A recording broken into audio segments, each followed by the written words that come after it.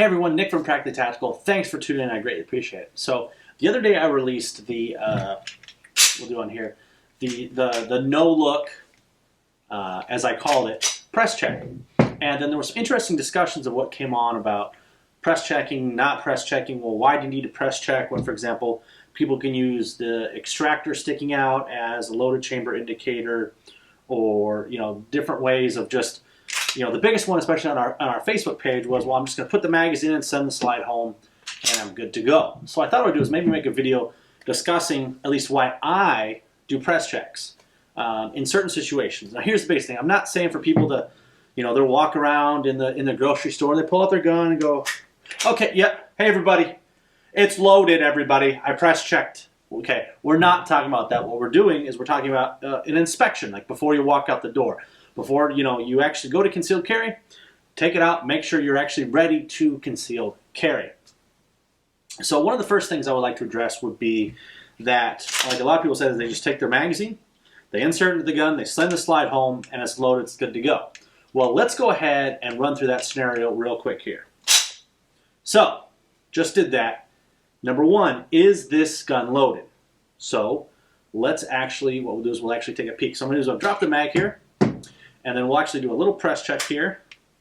Uh-oh. Uh-oh. See it there? There's no round in the chamber. Well, what happened? Well, I, on purpose, sent the slide home before the magazine was seated. Now, that can easily be done. You see it often in competitions, too. But so here's what we're talking about is the idea behind not doing a press check is relying on mechanical devices. Now, granted, I mean, it's a Glock, so, it doesn't ever malfunction. But they can fail. And another issue behind that is operator error. So, for example, my Glock should be functioning 100% perfect. But if I send that slide home before I seat the mag, no matter what I'm doing, I'm screwing it up, basically. So the gun won't be loaded. So that's why it's great to do, just a little press check. Oh, okay, it's not loaded. Rack. Okay, one got in. Good. Okay. So that's one way. So now here's the counter argument that I would like to throw out to you guys and get your opinion on it. So a lot of people say, well, you can just feel the actual extractor sticking out, which it does stick out just a little bit. You could do that, or again, you just load up the magazine, send it home, and consider it good. Well, here's what I say. If, let's say, for example, I had like one of the Ruger models that have the loaded chamber indicator, those models that have it. I think it's the SR9, I think the SR series, could be wrong, I'm not a big Ruger guy. But let's say I handed you one of those guns. And then we're downstairs, like here in my basement, and I hand it to you, and I say, I want you to dry fire practice. So all you do is you just look at the loaded chamber indicator, and the loaded chamber indicator is not showing. Are you going to point that gun out and pull the trigger? That's the question you have to ask yourself. Are we going to rely on mechanical devices when we can literally take and go 1 second? Oh, no, it's not. It's not loaded. Okay, or it is loaded. So it's one of those things where, do mechanical devices function 99% of the time? Absolutely. But there's that 1% where it could maybe mess up. There's also that big factor of the operator error in loading up the actual gun itself. And again, the mechanical aspect, there always could be some little things, or maybe you don't look at it right, or maybe I look at the extractor wrong or feel it wrong. It's one of those things to where, is it any extra work for me just to go, okay, it's loaded or it's not loaded? It's something that's very easy to do, that takes a minimal amount of time, that can verify whether a gun is unloaded or it is loaded. So I mean, for example, right here is, I could have wrapped up this video, reholstered, and walked upstairs and just been good to go.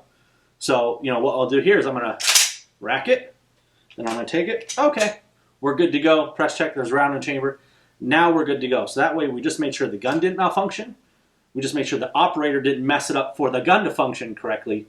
And we're good to go. We're good to go concealed carry out there. So I would love to hear what you guys think down there. Put it down in the comments. What's your kind of thoughts on press check? And again, too, I need to, maybe we can have a little discussion for you on this too. The big issues behind press checks are, a lot of people seem to think that, like, you got to pull out your gun like 5 times a day. Press check, press check, press check. I got on the car, press check. I got on the car, press check. We're not discussing that at all. You know, the less that you handle a firearm throughout the day, generally the better. There's just less things that can go wrong.